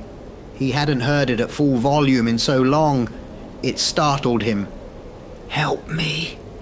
The voice returned sharp with desperation. "My car. It crashed miles from here. I don't know where I am. I'm cold. I've been walking for hours. I'm wounded. Please, God, please help me." The wind howled through the trees outside. Snow whispered against the door, but Isaac heard something else underneath it all. A heartbeat, not his own. He stepped back from the door, panic threading through his chest. He clenched his fists. This cannot happen. Not now. Not here. He paced like a caged animal, then stopped. Looked to the iron ring bolted to the floor, the chain beside it, the splinters in the walls from previous nights. His voice rose, aimed not at the man, but at the sky. "Why now?" Then to the door, low and final. "Move on. There is nothing for you here. Only cold, only solitude. You will find nothing but death beyond this threshold." Silence. For a moment, he thought the man had gone. Then, a thump, a weak, wet sound. Isaac's heart stopped. He pressed his ear to the door. Another sound, barely audible, a ragged breath, a pained grunt. Then words, barely louder than a whisper. "I don't know how far I've come. I've been walking for so long. I think I passed out more than once. I've lost a lot of blood. If I move again, I won't make it. I know it." A pause, then trembling. This is the end of the road for me. Please, don't let it be the end of everything." Isaac pressed his back against the door, closed his eyes. Inside him, the war began. His mind screamed, "Send him away." For his sake. But another voice whispered, "Help him. That is what a man does." "No," he whispered. "You're wrong. A man accepts the truth. A man doesn't invite a lamb into the slaughter." He saw it all. The vision came fast and brutal. The man bleeding beside the hearth, terrified, realizing too late what Isaac truly was. Isaac watching it happen, unable to stop, maybe unwilling. "Please," came the voice again, softer now, fading. Isaac slid to the floor. He dug his hands into his hair, grit in his teeth. His morality screamed to act. His knowledge begged him not to. This was not compassion. Compassion would be turning the man away, wouldn't it? "If you come in, you die," he said aloud. A pause, and then the voice replied, hoarse but certain, "Then let me die. Warm." That broke something. Not pity, not fear. Truth. A man at the end of himself was not asking to be saved. He was asking for meaning, even in the dark, even in pain. Isaac rose. He opened the door. Snow blew in, sharp and stinging. The wind wailed like a grieving widow, and there, slumped in the snow, was a man no older than 30, wrapped in a torn coat, blood staining the sleeve of one arm, his lips pale blue, eyes half closed. Isaac knelt beside him, placed a hand on his chest. Still alive. Barely. The man's eyes fluttered open. "Thank you," he whispered, before darkness took him. Isaac looked up at the forest, at the sky, at the moonlight, just beginning to bleed between the clouds. "You may take him," he murmured to the darkness, "but not tonight." And with that, he lifted the stranger in his arms, stepped back into the warmth of the cabin, and closed the door behind them both. The fire had burned steady through the night. Isaac sat hunched in the worn chair beside the hearth, a bowl of warm broth untouched in his hands. Across from him, the stranger lay beneath a heavy quilt, breath shallow but steady, colour returning to his face. The room smelled of blood, smoke and earth. The stranger's coat lay discarded in the corner, crusted in red and half frozen. Isaac had cleaned the wound, a deep gash in the upper thigh, and dressed it as best he could, with what little he kept for himself, not out of hope, not out of fear, but because somehow it felt right. He hadn't felt rightness in so long that it disturbed him. "What is this?" Isaac whispered aloud. "Pity, guilt, purpose." The stranger stirred, not fully awake, just the twitch of a dreamer. Isaac watched him, watched the slow rise and fall of his chest, the slight movements of fingers returning to warmth. A strange thought crept in. He might live. Isaac blinked, as if the thought itself offended him. He rose and poured water from a kettle into a chipped tin cup, setting it beside the bed. "Only one more night," he muttered, staring into the fire. "Then it ends." He wasn't sure if he meant the moon or the man. The next morning, the light was grey and soft, leaking through the shutters like a whispered apology. The snow outside had softened, and the storm had passed. The man stirred again, stronger this time. Isaac stood silently as the stranger blinked into consciousness, his eyes darting around the room until they found Isaac, still and towering, face unreadable. "You're the man from the cabin," the stranger rasped. Isaac gave a slight nod. "You collapsed outside my door." "I remember.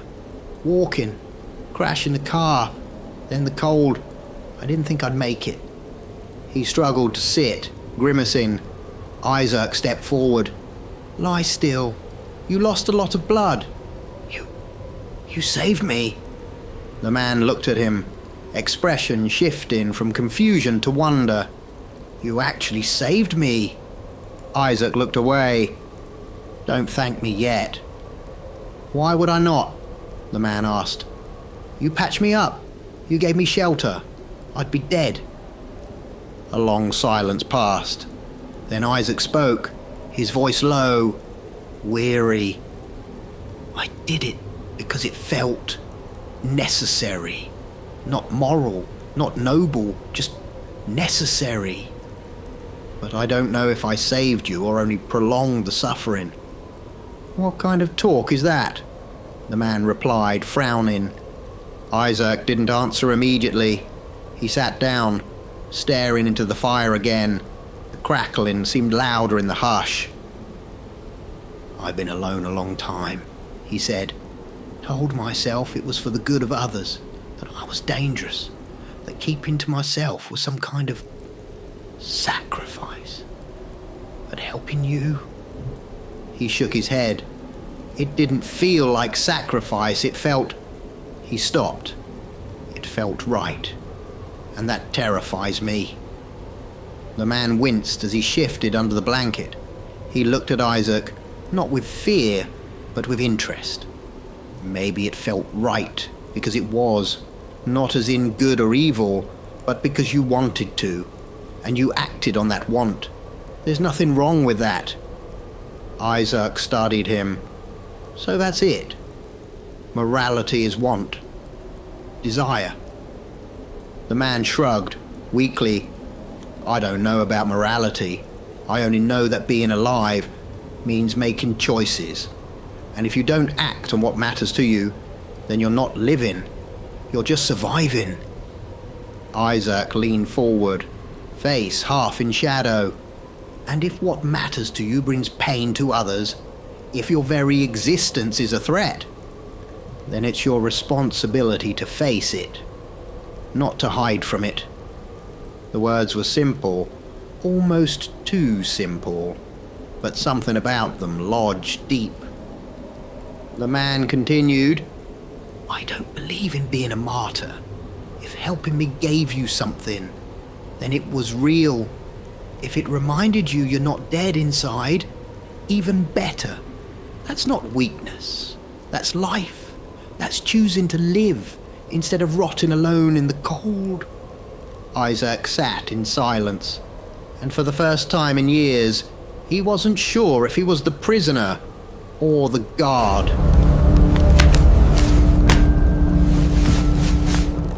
The fire had burned low again, but the room was warm. Isaac sat near the stranger, the air between them soft with silence. Not tense, just thoughtful. The kind of silence that comes when something real has been said. I envy your clarity, Isaac muttered at last, staring at the floor. Clarity. The man chuckled weakly. No. What you see is just the wreckage after the storm. He shifted against the pillow, winced, but continued. I wasn't always this. He gestured to himself. There was a time I wore suits, worked the stock floor, thought I had it figured out. And then I drank, he said plainly, like a goddamn vacuum. First it was stress, then boredom, then habit. My wife left. Can't blame her. His voice cracked slightly, but held firm. 2 years. That's how long I stayed in that bottle. Don't remember most of it. Woke up in gutters, hospitals, missed birthdays. Probably did irreparable damage to my liver. He paused, then gave a tired smile. But I met someone. A woman who ran a bookstore I passed by every day, but never walked into. She talked about books like they were people. One day, she caught me staring and dragged me inside. Isaac looked at him, eyes unreadable. She gave me something strange. Not a self-help manual, not scripture. A philosophy book by someone called the Professor. Isaac raised an eyebrow. And that saved you? No, but it named what I already wanted. It told me the thing I couldn't put into words. He took a breath. It said I didn't have to grovel. That wanting to be something wasn't selfish. That being alive meant being you, all the way, the best version, and that the most sacred thing I could do was stop asking for permission to exist. The fire cracked in the hearth. I was 45, he continued, and ready to quit. Thought I was too far gone. Then this friend of mine says, so what? You could have another 45 years left. He laughed again. She said, that's a whole other lifetime, idiot. Don't waste it whining. And so, Isaac asked. So I stopped. I got sober. Started again. Got boring, got healthy. Started to feel like me, maybe for the first time. He looked toward Isaac, who hadn't moved. Not that it did me much good with the crash, he added, smiling. But hey, at least I can say I was in a crash. Feels better than saying I drank myself to death in a motel. The smile faded. The room grew still. Isaac's voice came soft, like something he wasn't sure he should say aloud. The world changes tomorrow night. The man looked over. Changes? Isaac didn't meet his gaze. He stared into the dying fire. The moon will be full. When it rises, something inside me wakes. Something terrible. I won't be who I am now. Or maybe I will, just with the mask ripped off. What are you saying? Isaac finally looked at him. I'm saying you might regret surviving. A silence hung in the air, heavy, unmoving. No, the man said finally. If I regret anything, it's not surviving sooner. Isaac said nothing, but something inside him shifted, just slightly, like a door creaking open in the dark. The stranger leaned back, wincing but satisfied. Whatever happens tomorrow, he said, you still have tonight, and I think that counts for something. Isaac turned his eyes back to the fire, but he was no longer just watching flames. He was watching the idea of himself flicker.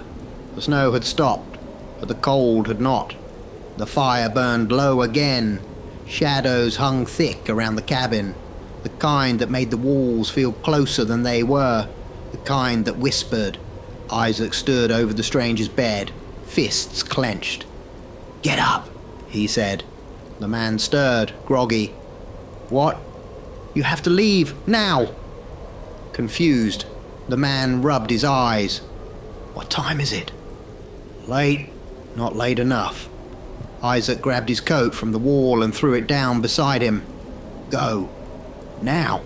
Get back to your car. Crawl if you have to. What the hell are you talking about? You have to go. The man struggled to sit up, his body stiff and still healing. He tried to stand. His leg buckled beneath him. He crashed to the floor with a grunt of pain. Damn it. I can't. My leg. Isaac moved forward and grabbed him under the arm, dragging him roughly toward the door. Please, Isaac begged, voice raw. I need you to go. The man winced, panting from the pain. Call someone. An ambulance, anything. Isaac stopped. He stared at the door, at the frost curling along the wood, at the cracks in the windows where the last rays of dusk slipped through. No one will come, he said. Not this far out. No roads, no signals. Then what? The man spat. What the hell do you expect me to do? Bleed out in the woods? Isaac let go of him, took a slow step back. If you can't move, you're doomed. A pause. Maybe we both are.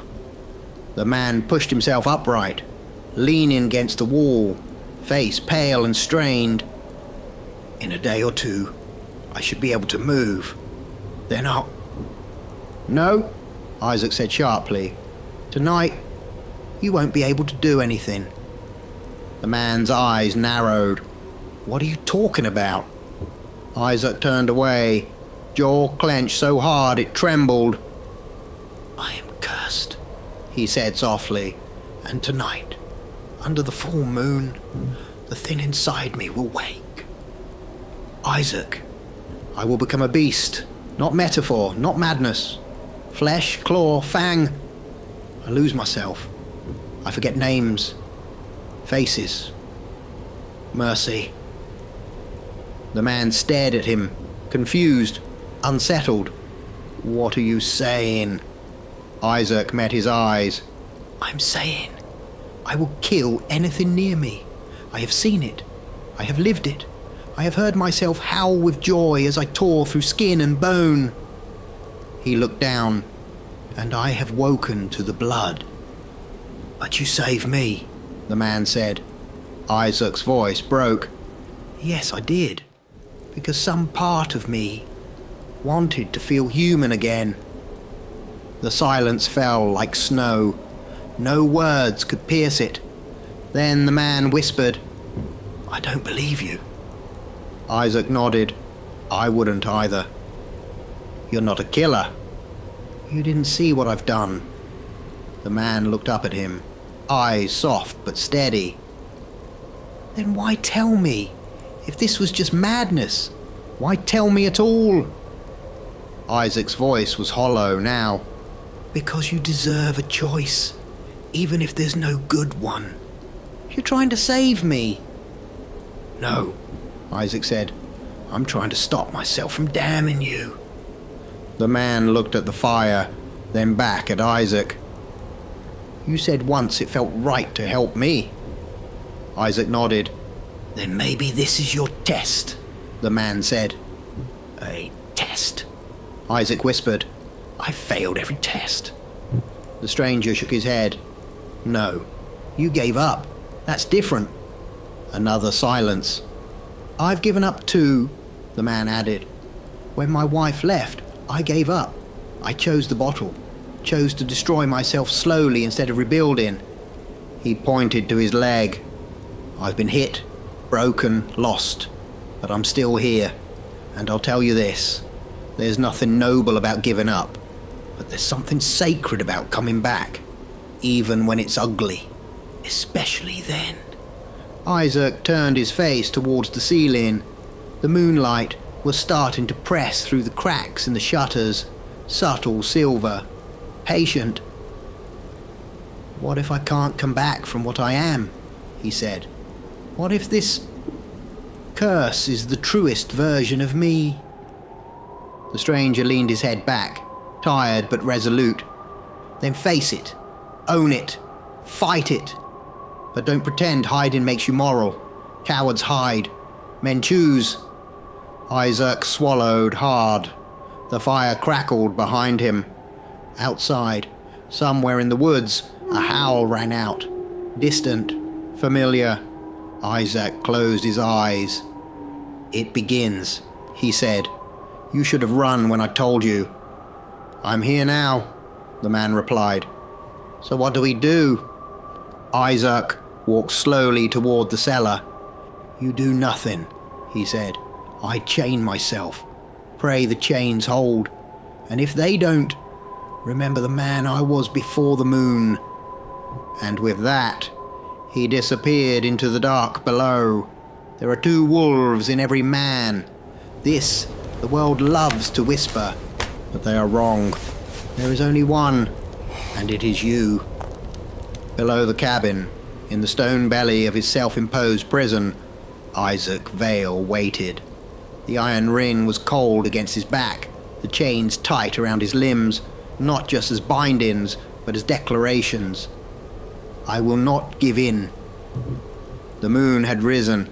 He felt it above, like a drumbeat behind the bones of the earth, and inside him, the beast stirred. It came not with fangs first, but with a thought. Let go, and there is no more pain. Let go, and you don't have to be moral or strong or afraid. Let go, and you can run, and tear, and feed, and forget. Let go, and you will finally be free. This is the lie of instinct. The chains rattled as his body arched. Bones shifted. Skin split. His mouth opened, but he did not scream. Not yet. Pain was not the enemy. It was the whetstone of will. His muscles bulged and tore beneath fur. His jaw cracked sideways, splitting down the middle. His hands, no, his claws, struck out and scraped stone.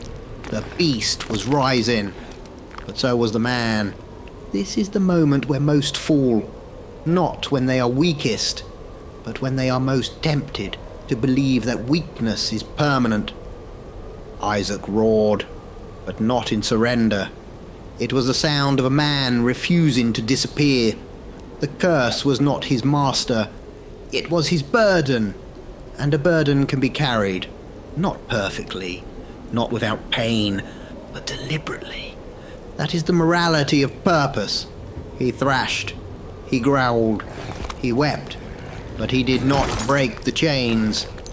I am still here, he said, voice like gravel beneath ice. I am still me. The mind of the wolf pressed against the walls of his being, claws scraping the edges of his sanity. But even beasts know walls, even monsters know cages. And somewhere, Far above, a wounded man slept in peace, because Isaac Vale, cursed, torn, raging, chose not to become the thing the world had told him he was. He did not save the stranger to be good. He saved him because it was right. There is no higher virtue than to be oneself, without apology, and to rise, despite everything, into that truth. To fight one more night is not failure. To try again is not weakness. To chain the beast is not to hide, it's to rule. And so Isaac endured, not perfectly, but purposely. And as the moon hung in judgment above the forest, the beast within him raged. But the man remained. There was no sound in the cellar, save the slow shuddering of chains and the breath of a thing trying to remember its name. Isaac Vale was gone. Not dead, not vanished, just deeper. What remained on the surface was flesh wrapped around pain, fur-soaked muscles, elongated limbs trembling against the stone, fangs bared, jaw stretched open in a silent scream, eyes wild, and beneath it all, the man. Somewhere inside the blur of hunger, rage, and instinct, Isaac still breathed. Tear him. Rip. Kill. Feed. Break the door. No one will know. No one will judge. You were never made for mercy. The voice was not separate from him. It was not the devil on his shoulder. It was him, unfiltered. It was freedom without soul, power without reason. It was the child of pain and fire and cold nights on broken knees. You are beast. You are fang. You are claw. You are true. Isaac's spine twisted violently. The wolf surged forward against the chain, snarling, snapping at the air. Upstairs was warmth, flesh, blood, an offering. The one who made him feel again. The one who threatened the silence. Go. The wolf howled inside. Go now. Tear. Howl. Be. But another voice rose. Fainter. Smaller. I beat the bottle. The words came without effort, but they struck like thunder. They were not his own, but they were truth. The stranger had said them so simply. No drama, no pride, just fact. I beat the bottle. Isaac clung to the phrase like a man dangling off the edge of his own mind. He beat the bottle, Isaac thought. And I can beat this. The wolf laughed in his blood. You are no better. You've already killed, already feasted. There is no redemption, only appetite. Then I do not seek redemption, Isaac replied. I seek rule. The wolf surged forward again, tearing at the binds. One chain snapped, clanging like a war drum against the wall. Isaac screamed, half man, half monster. You think you are a man. The beast snarled inside. You are a coat of reason, draped over the bones of hunger. And perhaps it was true, but reason, when chosen, was not a mask. It was a weapon. I am not here to deny you, Isaac thought. I am here to know you. I am not your jailer. I am your maker. The wolf hesitated, because understanding, real understanding, burns deeper than chains. The cellar grew darker. The fire upstairs had died, but in Isaac's mind, a new flame rose. Slow, quiet, not to destroy, but to illuminate. The battle turned, not with a roar, but with a question. Why do you hunger? The wolf paused, trembling.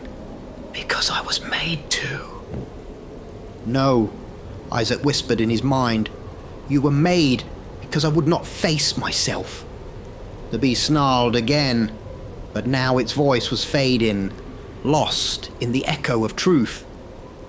"I do not choose death," Isaac said to the dark. "I do not choose surrender. I choose meaning, even here, even now." His heart pounded like war drums. His limbs screamed. But the chain held. And more importantly, he held. Held the wolf. Held the man. Held both. He was not the mask.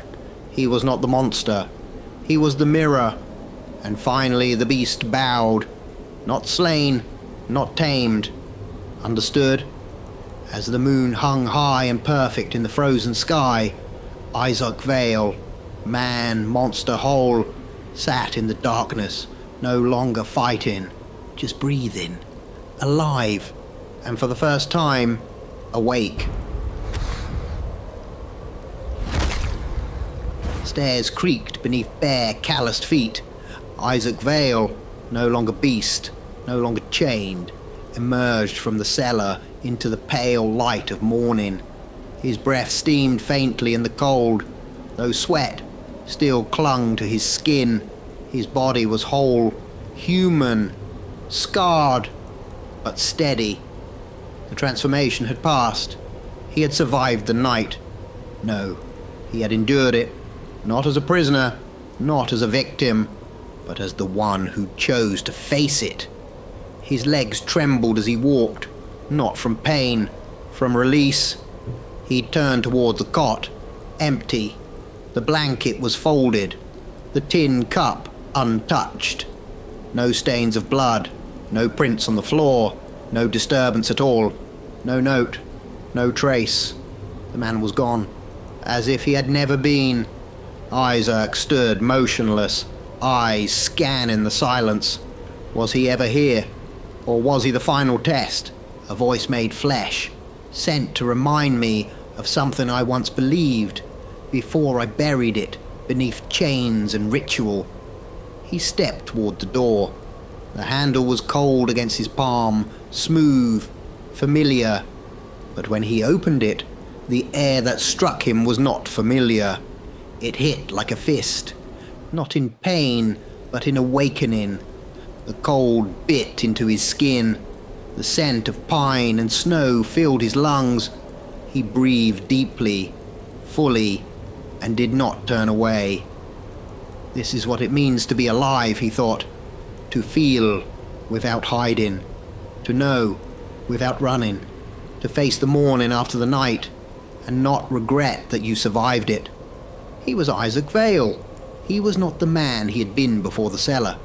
And he was not the beast who had raged beneath it.